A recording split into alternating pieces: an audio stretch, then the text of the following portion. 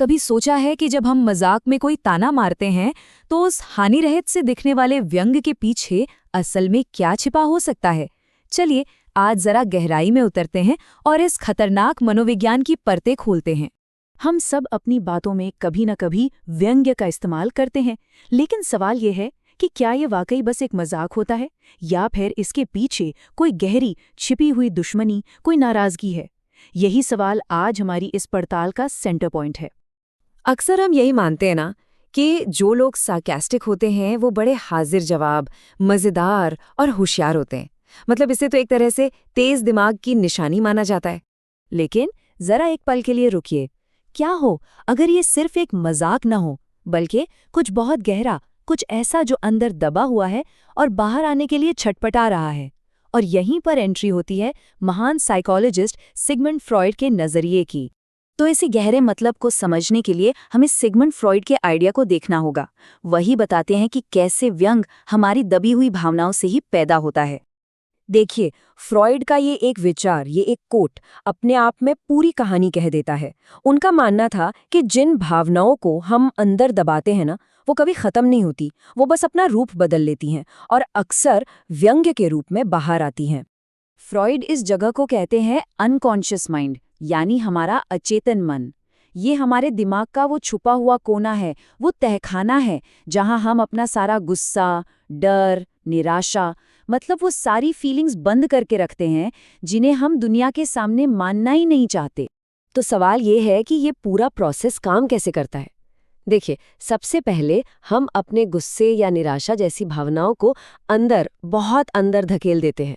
लेकिन ये जो इमोशनल एनर्जी है, ये कहीं जाती नहीं, ये फंसी रह जाती है। तब हमारा दिमाग इसे बाहर निकालने का कोई सेफ रास्ता ढूंढता है, और वो रास्ता अक्सर व्यंग्य बन जाता है। आप इसे बिल्कुल एक प्रेशर कुकर के वाल्व की तरह समझ सकते हैं। व्यंग्य या सार्काज़म उस दबी हुई भाप को, उस इमोशनल एनर्जी को धीरे धीरे बाहर निकलने देता है ताकि अंदर कोई बहुत बड़ा धमाका न हो जाए। अच्छा, ये तो हो गई थ्योरी की बात, लेकिन असल जिंदगी में, रोजमर्रा की लाइफ में ये चीज कैसे दिखती है? चलिए अब कुछ आम उदाहरणों पर नजर डालते हैं। देखिए, सार्काज़म या व्यंग्य जो है वो मोटे तौर पर दो तरह से बाहर आता है।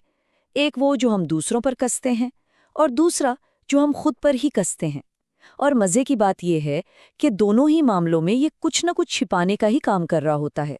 जरा उस सिचुएशन के बारे में सोचिए जब कोई अपने पार्टनर पर घर के कामों को लेकर एक चुभने वाला ताना मारता है और फिर तुरंत कह देता है, अरे मैं तो बस मजाक कर रहा था। असल में ये कोई मजाक नहीं है, ये उस गहरी नाराजगी का एक छोटा सा लीकेज है। ये सीधी सीधी बात करने और लड़ाई झगड़े के डर से बचने का एक तरीका है। या फिर एक और सिचुएशन लेते हैं। कई लोग अपने करियर या अपनी कामयाबी को लेकर खुद का ही मजाक उड़ाते रहते हैं। अरे मुझ जैसा नकारा क्या ही कर लेगा। ये असल में फेलियर के गहरे डर को छुपाने का एक तरीका होता है। मतलब कोई दूसरा कुछ कहे उससे पहले खुद अपना मजाक उड़ा लो, एक तरह का डिफेंस मैकेनिज्म। लेकिन असली प्रॉब्लम तब शुरू होती है जब वक्त के साथ साथ ये जो बचाने वाला नकाब है ना, यही एक मनोवैज्ञानिक जेल बन जाता है। एक ऐसी कैद जो हमें हमारी सच्ची भावनाओं से और भी ज्यादा दूर और भी अकेला कर देती है। तो फिर इस जाल से, इस कैद से बाहर निकलने का रास्ता क्या है? जवाब बहुत सीधा है, व्यंग्य का ठीक उल्टा, यानी सीधी और सच्ची बात कहने का साहस जुटाना। और जानते हैं, इसका जो तोड़ है वो सुनने में बहुत आसान है, लेकिन करने में उतना ही मुश्किल। इसके लिए वाकई बहुत हिम्मत चाहिए होती है। अब जरा इन दो बातों में फर्क देखिए। एक तरफ है ताना, बड़ी मेहरबानी जो आप आखिरकार आ ही गए, इसमें गुस्सा छिपा है, नाराजगी है। दूसरी तरफ है एक सीधा सा बयान, जब काम देर से शुरू होता है तो मुझे फ्रस्ट्रेशन होती है। ये ईमानदारी से अपनी भावना बताना है। देखिए, एक टकराव से बचाता है तो दूसरा मसले के हल की तरफ ले जाता है। तो सबसे जरूरी बात यह है कि हमें मजाक के उस सेफ कवर के पीछे छिपना छोड़ना होगा और अपनी असली इमोशनल सच्चाई के साथ खड़ा होना होगा। हाँ, इसमें असुरक्षित महसूस हो सकता है, लेकिन यकीन मानिए यही एकमात्र सही रास्ता है।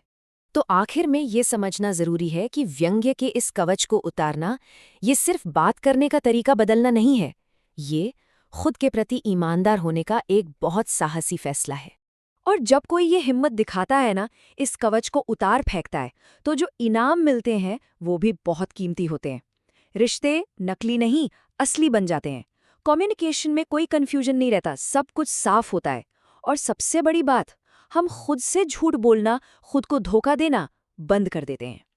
तो अंत में ये सवाल अपने आप से पूछने वाला है, आखिर ये जो व्यंग्य का कवच है, ये किस सच्चाई को, किस भावना को दुनिया से और शायद खुद से भी छिपा रहा है?